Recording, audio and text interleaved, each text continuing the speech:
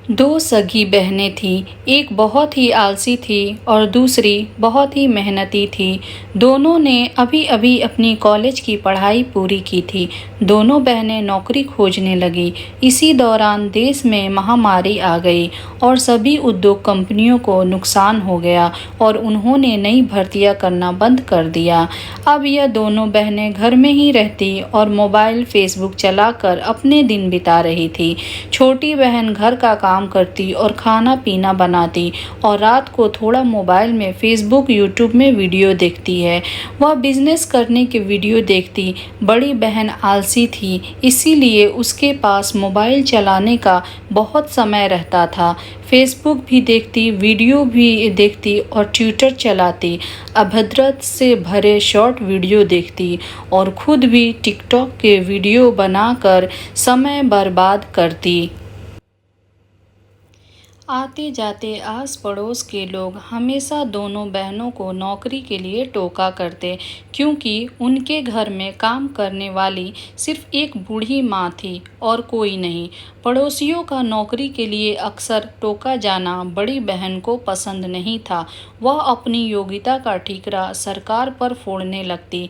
जब भी कोई उसे नौकरी के लिए टोकता तो वह बोल देती, काका क्या करे, ऐसी निकम्मी सरकार आपने चुनी है।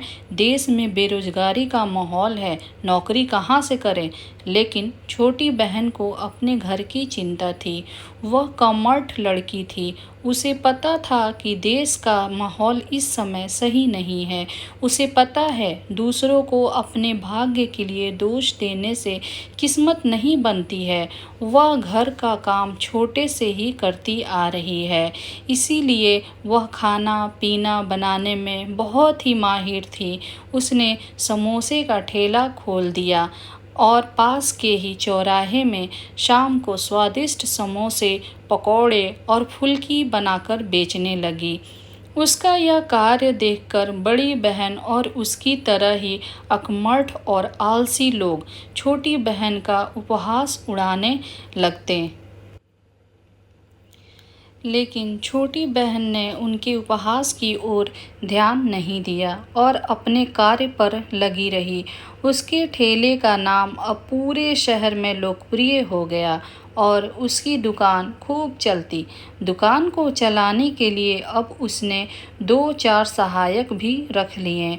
गांव के एक बूढ़े काका ने बड़े गर्व से लड़की की प्रशंसा करते हुए कहा कि हमारे भारत में ऐसे ही योग्य लोगों की ज़रूरत है जो नौकरी ना मांगे बल्कि नौकरियां दें।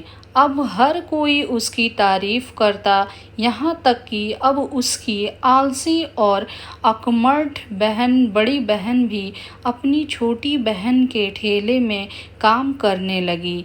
जल्द ही उस छोटी बहन ने एक बड़ी दुकान खरीद ली और राज्य के दूसरे शहरों में भी उसके दुकान की फ्रेंचाइजी खोली जाने लगी और देखते ही देखते वह छोटी बहन लाखों रुपए कमाने लगी।